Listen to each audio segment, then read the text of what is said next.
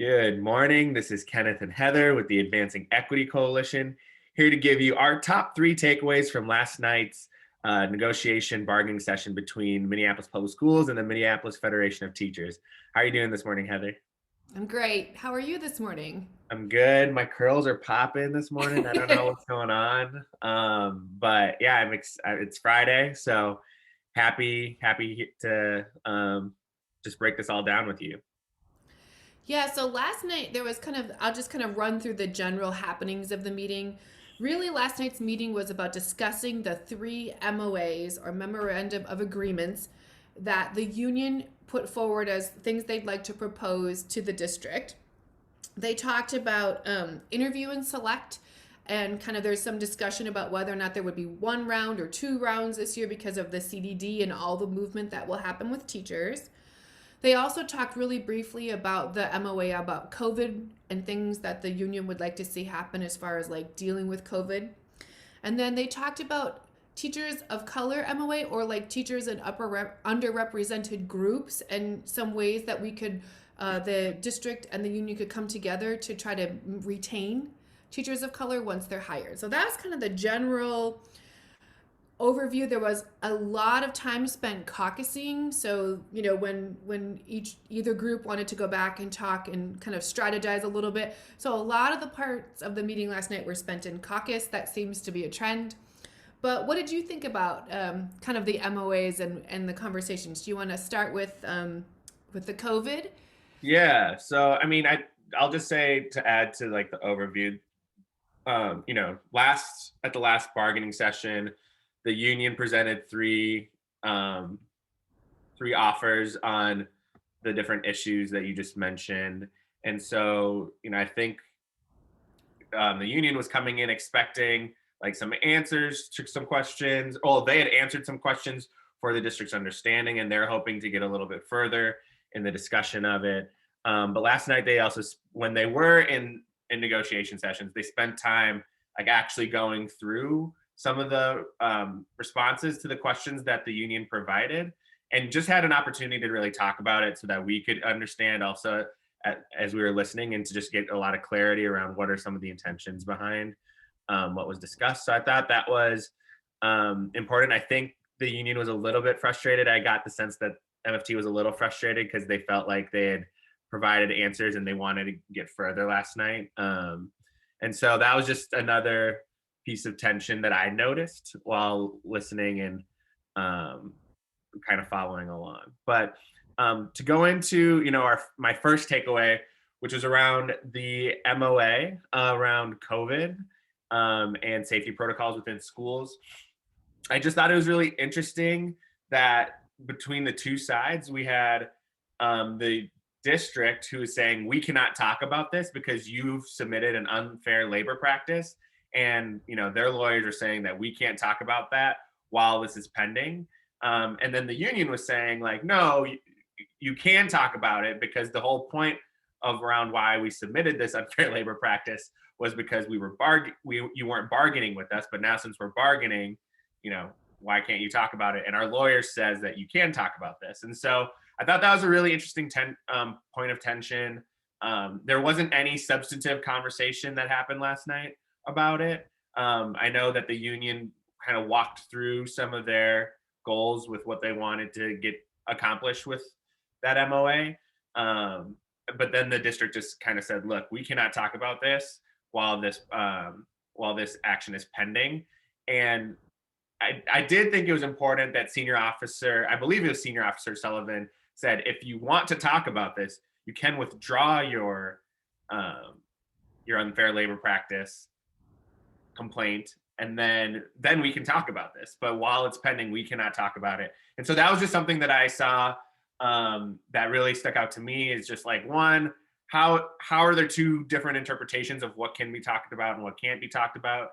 I think it'd be great to get a little bit more clarity there around who's right, who's wrong. I don't know, honestly, but I thought that was just interesting that they can't talk about it because there's an impending action, which is the district's general position when there are ongoing things happening.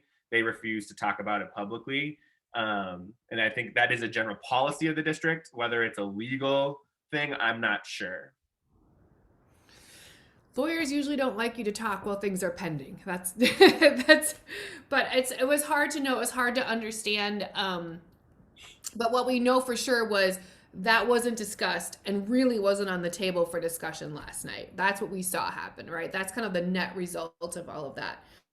The second thing that they spent a lot of time on was the MOA around interview and select. So you kind of have to go back to remember that we have 2 rounds of interview and select in our district, and there Which was is an like our internal hiring process within the district. So that's right, right. first set of it's the first set of hiring cycles that we can go through as a district as vacancies become available due to retirements, people just leaving the district, layoffs, whatever. Building changes, right? Yeah, Like we used to have a couple third grades, and now we only have, now we have 3 third grades or whatever. So as movement happens within the district, the process by which we bring teachers into new positions is called interview and select. yeah, Yep. And there was a study that really talked about what are the policies that sort of hold us back from either retaining or hiring more teachers of color in our district. And the study, when they looked at all of the data, the 2 rounds of interview and select were named as a hindrance or as a thing that kind of holds us back from bringing teachers of color into the district. So last year, the district and the union signed an MOA to reduce their rounds to 1 year of it to 1 round of interview and select for 2 years. Last year was the first year, which was not a true year because of the pandemic and the way it went down. This year, with the CDD happening and the drastic amount of changes, two rounds of interview and select would probably be better since there's way more teachers to place and shift than there normally are. So the district's proposal or counter, right, was like, okay, we'll do 2 rounds this year, but we would like to then go back to 1 round for 2 years after this because we still don't have the data to show if this is actually going to improve. And last night, it sounded like the union was saying, just sign us for 2 years, or just let us have these 2 rounds of interview and select for this year. Sign this, and then we'll talk about it later. And really, neither side was willing to move on that last night. So they talked about maybe coming forward and sending up smaller bargaining units to continue that conversation and see if they could get that done. But for last night, it didn't. There wasn't an agreement. Even there wasn't anything close. yeah, yeah. I think it's important that when we talk about interview and select and kind of what's happening, if they don't come to an agreement, there is just going to be 1 round of interview and select this year, and so it'll be interesting to see if and why either side would budge. And yeah, as you mentioned, it was the Equity and Diversity Impact Assessment Committee that determined that interview and select was a hindrance in recruiting more teachers of color from outside of Minneapolis Public Schools. Because again, interview and select is an internal hiring process, and since a high majority of our teachers are white, it's just kind of a churn for white teachers essentially. And there's not really the space to get more teachers of color. And so instead of creating 2 rounds of that, let's just create 1 round, and then we can try to get additional teachers of color from outside of the district into the district. And so it's going to be interesting. There's a lot of reasons why interview and select was decided that it should go down to 1. The union saying that they aren't opposed to that in the future. They just think that right now in this moment, yeah, we both agree on 2 rounds of interview select. So can we move forward with that so that then the next year, we can talk about interview and select for the future years. And that's hard, right? Because a lot of times as we talk about things that are supposed to be for people of color, and they're telling us, oh, we promise we'll get to that later. That doesn't happen, right? And so Yeah. that I think that's the risk when we say like, oh, we'll deal with that down the road, we'll deal with that later. And These so things take time, right? The equity takes time. yeah, and so I think that's a big risk. But then, yeah, so then the third one, we're talking about teachers of color, was around their educators of color um, MOA. And I think it is actually good earlier that you pointed out that maybe like, even though this is called the educators of color MOA, this is, they are actually, a lot of the language that they're using is around underrepresented groups as opposed to just educators of color. Um, which I think is important to acknowledge, because while our intentions might be to, protect or provide additional protections or benefits for teachers of color, it could be, it could actually end up benefiting just underrepresented groups. And again, as I said during our last video, that could mean we are creating more protections for white men in Minneapolis public schools. It could mean that we're providing more protections for white LGBTQ teachers. It could mean that we're providing more protections for you know a bunch of different groups, right? Like groups that speak another language, right? Like those are all, or white teachers who speak another language, right? Like those are all underrepresented groups in Minneapolis public schools. Um, and so I just am very, very mindful of that. And I think, as we continue to, try to figure this out, this whole system out, that we pay attention to that as well as, all of the different offers that are on the table. And I think it's really complicated because we talk a lot about the concept of race neutral language is not enough, right? Like that's one of the values of our coalition. Um, but there's also like, this is an example of the federal and the legal language that we use to talk about how you can't fire someone, right? So you cannot fire someone because of their race. You cannot hire someone because of their race. But then also when it comes to trying to protect teachers of color who are, kind of the language that we use is like last in, first out, right? Those ideas of like, if you're new in a district, how can you build seniority when you're being accessed from a building? And then if we can't talk about that, it definitely felt like both sides seemed like what they had was a mutual agreement to want to address this issue.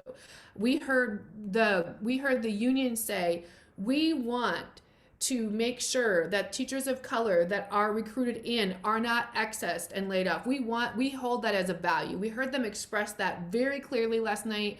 And we heard kind of a mutual commitment to that. The problem is, can they find legal language that they both agree to? And will that legal language actually end up benefiting the group that it was intended for? And that part gets exhausting. Yeah, I do think it's really significant that both sides last night stated that they were committed to protecting teachers of color, even if that means, working around seniority order in order to do so, in terms of accessing, in terms of layoffs, in terms of recalling. So making sure that if somebody has to be removed from the building, or is removed from the building because of, layoffs or accessing, and then that job opens back up in that building, that they are the first to come back outside of seniority order, if you're from an underrepresented group. But again, there's that term underrepresented group that I think is really, really significant, because that could mean any group who is underrepresented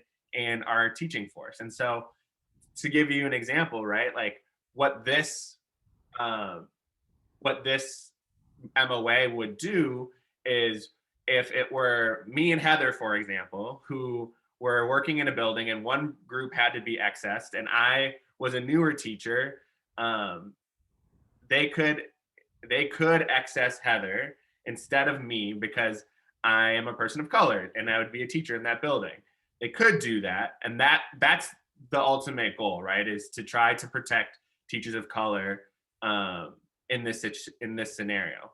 But also, if my friend Jake, who is a white man, were teaching in the same building, they could actually access Heather to save Jake's position too, because he is a man, and there's not enough male teachers in Minneapolis public schools, right?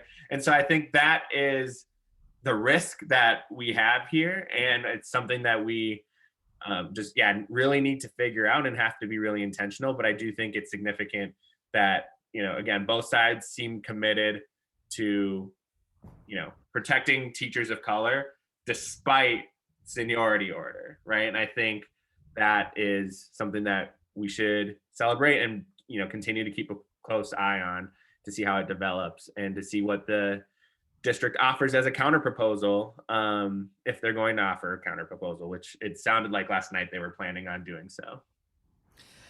Yeah, I mean, I think it'll just be interesting to see if we can make the cleanest possible language that is legal, right? And just to really pay attention. This is a situation where the words really do matter. Yep. 100%. Well, thanks for doing this recap with me, Heather. I hope y'all enjoyed it. Hope you all got something out of it. And we'll see you next time. Bye.